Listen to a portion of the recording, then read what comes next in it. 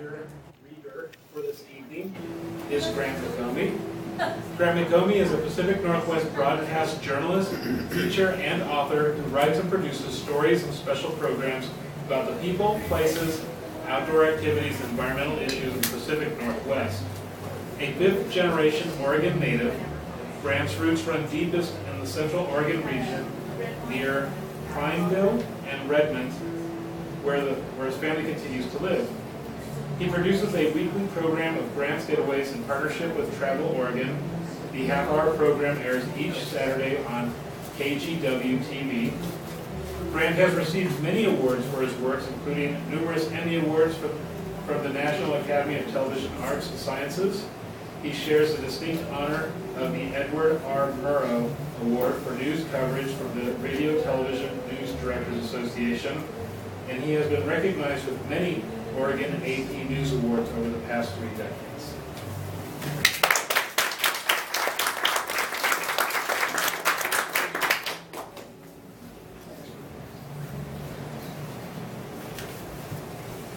Well, I feel like I'm in over my head. I don't think I've ever been with a group of professional writers before. Wow. Thank you, Tina. Thank you. Tanya. Is she here? Thank you. I didn't realize this was your business. Yeah, I don't get paid. Thank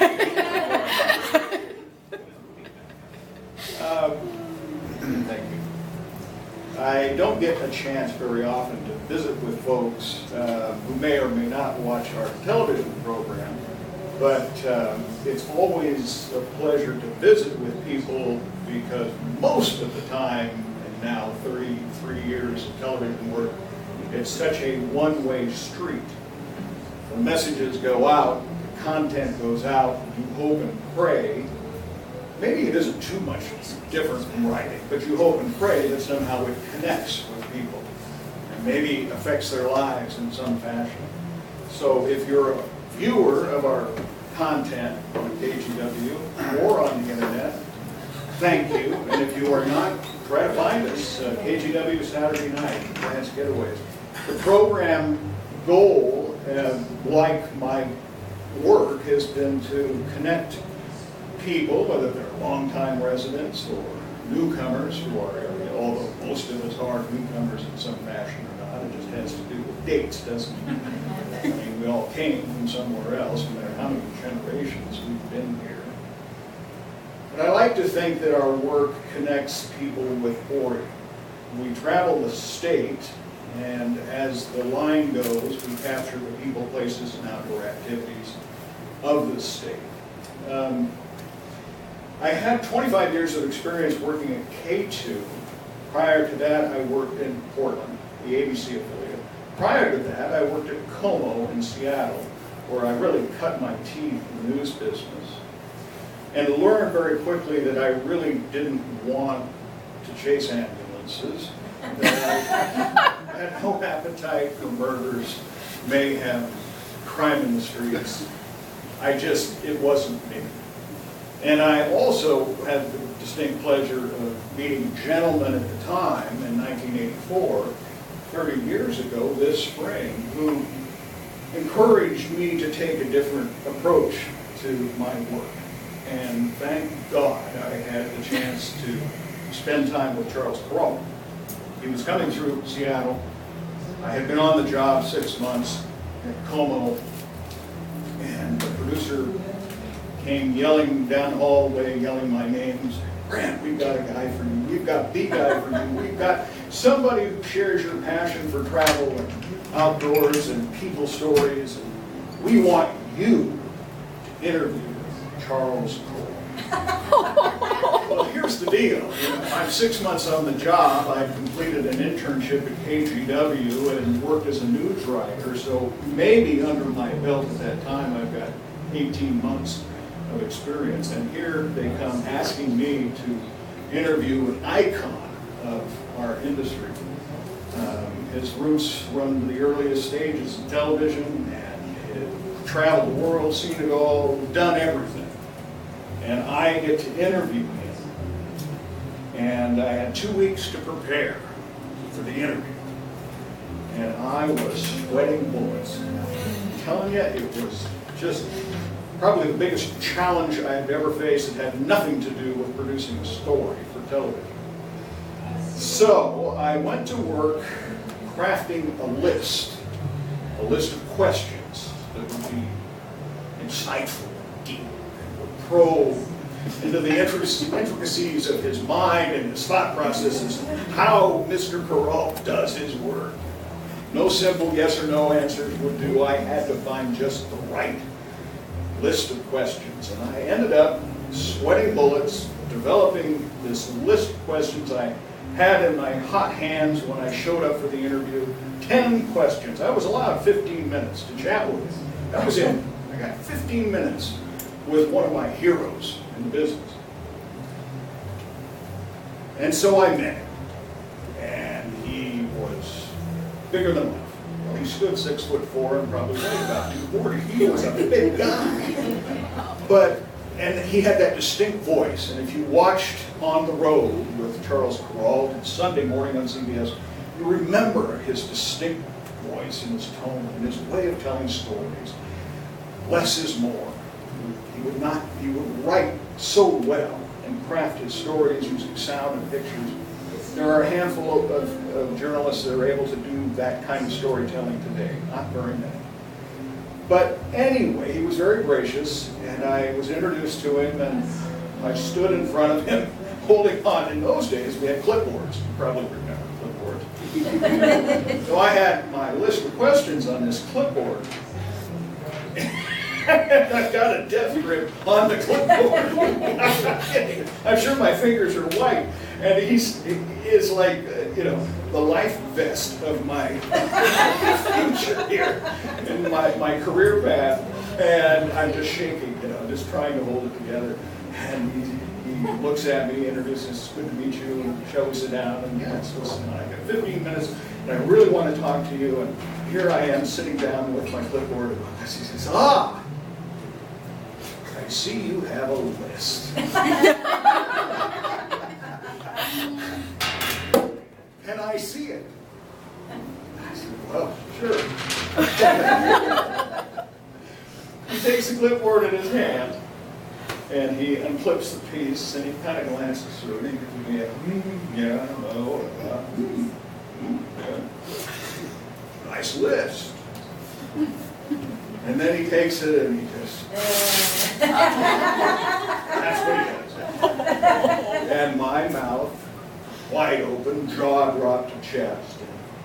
And he said, I love lists. I think it's great that you're organized and you've thought through this. But why don't we just talk a while? Why don't we just have a conversation? And so we had I think I asked him one question. And for the next hour and 15 minutes, I sat and listened to one of the greatest broadcast journalists I've ever had the pleasure of meeting. And to have done it at such a young time in my career, I thank my lucky stars I was able to meet him, because he shaped and gave me a direction. He told me, lists are just fine. We have plenty of need for lists. But when it comes to this business of television reporting, we have far too many people who have lists and rely upon those lists and don't rely very much on what happens in here.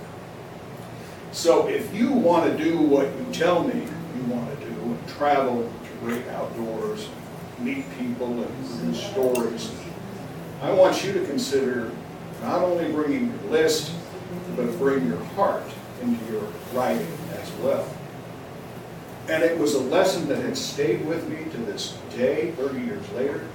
I am so grateful for the opportunity that I had, because it pushed me in a direction that I worked very hard to achieve in producing content for television that somehow connects, I hope, people with the communities that they live in Perhaps we're successful some weeks we're not successful, but we continue to try. Beyond that, it's been a wonderful run, and I had a publisher come to me a few years ago and asked about maybe a companion book. And I'll have to tell you, I am used to writing with words, certainly, but words in our business are spare, and we really write with sound and pictures, all the sound, whether it's interview sound, whether it's ambient sound, whatever the pictures are, we write to the pictures. If we try and write with ignoring the pictures, we never succeed. The reporters who don't understand that have a very long, rocky road ahead of them. The good reporters are the ones who continue to strive to write pictures that really tell the stories. I wanted to share a bit of writing, and I hope that's okay, and I'm very aware of the time here, but I wanted to share. I was asked when I wrote this book, this is 101 Oregon Outdoor Adventures, and it's a companion piece to the program since I moved over to KGW in 2008. So the idea here is get out and explore your state, and along the way, you learn something you didn't know before. The greatest challenge, of course, that I have, unlike you, is that I work with scripts, and I write scripts. So when it came time to writing prose and telling stories, it was a tremendous challenge for me. It was a challenge that took me an awful long time to finally get it and understand it. And I had some guidance along the way, certainly. Some good friends who would read and edit and read and edit, and it worked. It worked, and I'm very pleased, and the publisher's very pleased. We're set to do more of the same kind of thing in the next few years. But I wanted to share the introduction, because I think the introduction gives you a sense for what Grant's Getaways is all about. So this is the introduction to the book. It'll take me just a couple of minutes to read through. Hey, kid, yes, you, McOmie, get in here now. I'll give you 5 minutes right now. Alan Goldberg's shrill, demanding voice shot across the crowded newsroom just 20 minutes before airtime on a hectic news day. And I scrambled into his office, his corner office, quickly began to pitch an idea I had been mulling over since the airing of a series of stories on Hell's Canyon, a region I thoroughly relished, work which included segments I take great pains to produce, because the series not only contains stories about adventure in the deepest river canyon in the country, but interesting folks who managed to carve out a living in a remote, dangerous place along the Snake River Canyon. I explained to Alan that after 3 years of his leadership, I'd enjoyed covering the great outdoors with my weekly reports and my special programs, but I really wanted a franchise name, a small corner of the regular newscast that I could call my own. A handful of minutes each week when we could show viewers what's right with their world. Because most of the time, if you watch the news, they show you the opposite. Well, what do you want to call it? He shot back, teeth firmly locked on a well-chewed cigar. Yes, a cigar, and yes, smoking in the newsroom was allowed in those days. And so was drinking. I offered it, yes, oh, every night. I offered it, we talk about alcoholism. Nobody's got the corner on alcoholism beyond journalists. I offered a number of possibilities where the station's logo was firmly waved across the top, but he'd have nothing to do with it. He says, why not name it after what you do? I mean, you're never around here very much. Seems to me you're always getting away from it all, huh? So Grant's gets away. No, Grant goes away. No, Grant's Getaways. I like it. It's easy to remember. We'll run it each Thursday. Get out of here. And so, Grant's Getaways was born in 1988. What a run it has been. I have described many times how we work to show off Oregon in our programs. My partners and I have paddled, soared, hiked, biked, climbed, flown, dived, swum, crawled, and yes, driven tens of thousands of miles in trucks, in Jeeps, vans, motorcycles, inside buses, and RVs across a region reaching east of the Snake River and south through the Siskiyous. It has always been my hope that Grant's Getaways makes people smile, or even swell a bit with pride for all there is to see in this part of the world. I also hope viewers learn something about Oregon that they didn't know before. For gosh sakes, why live here if you don't go searching for those singular moments which set Oregon apart from just about everywhere else? Mine's been a dream job akin to year-round Adventures 101, where class is always in session and the homework chronicles spectacular places and amazing activities. So that's a preview of what Grant's Getaways has to offer, and I think it does a fine job of explaining the themes that we're searching for. It's a travel book, but it's also a story book about people and communities that they live in and how they make a living, how they survive. Now, that's not to say that everything in my business works out the way it's planned. I'm often asked about those moments that you enjoy the most, those stories you really get a kick out of doing. And I have to say, without a doubt, it's probably the wildlife stories. I've just fallen in love with the natural beauty, certainly, but just the wonder of all the fish and wildlife that we have in this corner of the world. Having said that, there is also a part of my business that I hate, and that's when things don't work out the way they're planned. Not too long ago, we were traveling to the far southeast corner of the state, Jordan Valley. If you've ever been there, if you've not been there, you should try and make some time to travel. The other side of Hard Mountain, across the Alvord Desert, and reach Jordan Valley. We had gone down there for a trip to document a trip on the Owyhee River. We were going to launch near Rome, Oregon. It's marked by an outstanding geologic feature called the Colosseum. You need to see it if you have not in your life. This is absolutely stunning. And I had a photographer who I'd worked with for a number of years who had joined me on this particular adventure, and he was pretty excited about it. And we spent the night in town, and the next morning we're up before the crack of dawn, and we met with our guides and our outfitters who were going to shepherd us down the Owyhee River into one of the most spectacular canyons in the world that rivals the Grand Canyon for its sheer beauty and drama and geologic features. And so we're out there, and it's a gorgeous morning in June, and the sun's coming up, and a cloud in the sky, and I'm just happy because this is a dream come true for a TV guy. And the guy is set up, and here comes the rigs with the trailers and the boats, and we're all set to go. And he says, "Uh-oh." I said, "What?" I heard you. He says, "Uh-oh." I said, "Well, what do you mean, uh-oh?" "The camera's not working, Grant."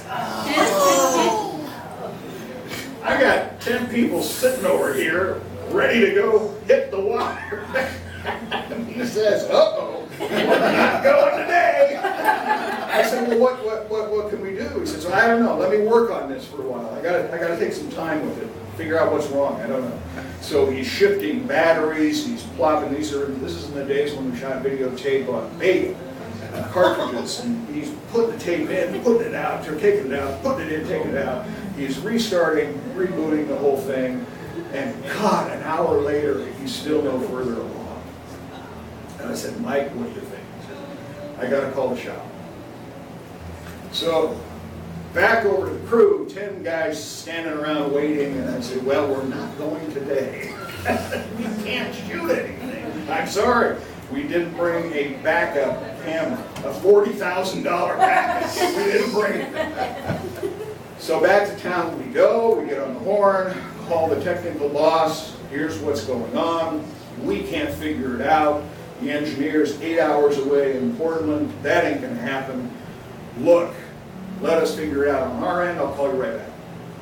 Alan Anderson, our boss, calls me back. He says, "Here's what we're going to do. We're going to put a camera on a plane. It'll be in Boise, but we can't get it there today. So you have to spend the night again before you can get started. Okay, fine. So everybody's okay with that. We're, you know,